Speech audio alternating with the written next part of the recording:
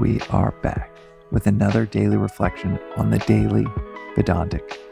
We're in our 20-part series on the Bhagavad Gita, the world's most famous poem, this 2,500-year-old 30-minute conversation that you could take in not even an afternoon, like I said, less than an hour, but is so rich, so replete with these extremely deep and multifaceted themes that we covered the top 10 most discussed themes within the Gita. These are just really my opinion of the most discussed themes, but they should pretty much fit within pretty much any framework that discusses this text. We'll cover many of those top 10 themes.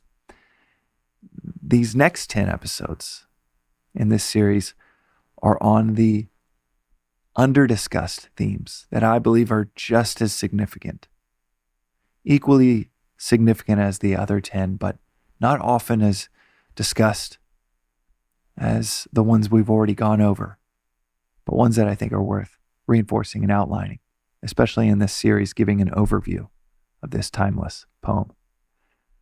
And the first up on our under-discussed themes within the Gita is the value of questioning.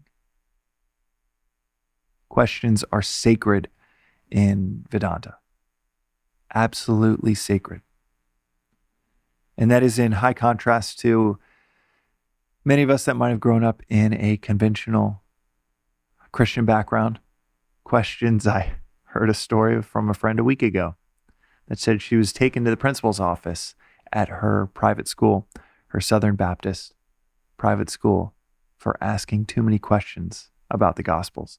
This philosophy is only valuable if it passes through your own reason, if you can make the objective subjective, if you can make it yours and not just parrot some verses or some ideas that other people tell you to say, or repeat things in the exact order that you're told to repeat them.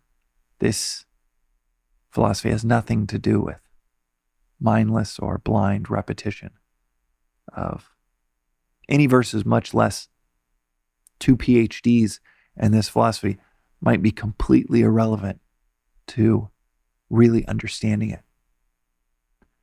Swami will talk often about scholars are more or less just as lost as anyone else when it comes to a philosophy, if they are just dialed into the facts, the chronology, being able to recite different verses or ideas at the drop of a hat can be very, very different than internalizing, reflecting, and experiencing what this philosophy is saying.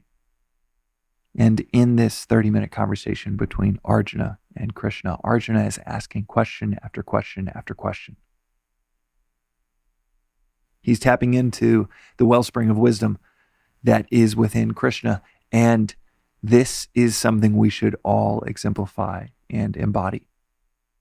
Not nodding our heads, not blindly following anyone, but asking question after question after question until we can move from listening to reflection to experience.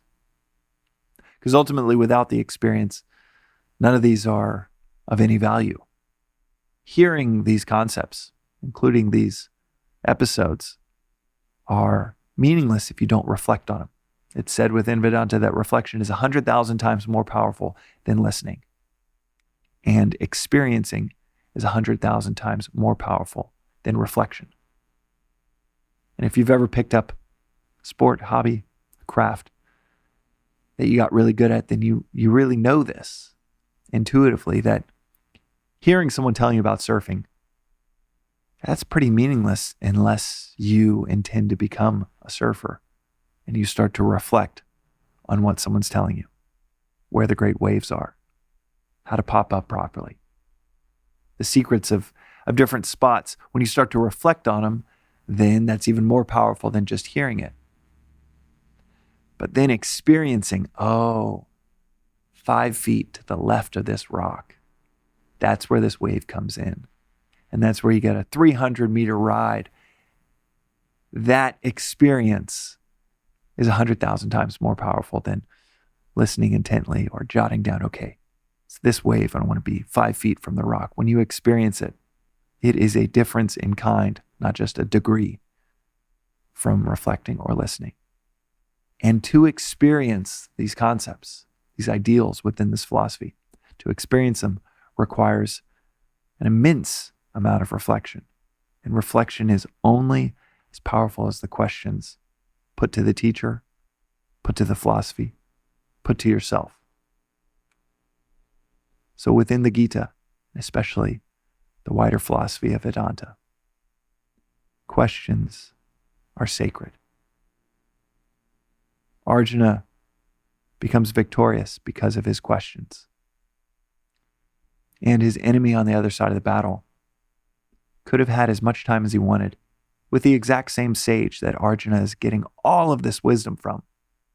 And yet Duryodhana, his adversary on the other side of the battle, asked no questions, felt like he knew it all, felt like he had it all figured out. And that overconfidence led to his downfall. Today's reflection is on the paramount nature of questioning. Swami will say often that the 3 practices within Vedanta are to question everything, to not take anything for granted, and to study and reflect daily. There's a reason practice number 1 is practice number 1, to question everything. We'll see you next time on the Daily Vedantic.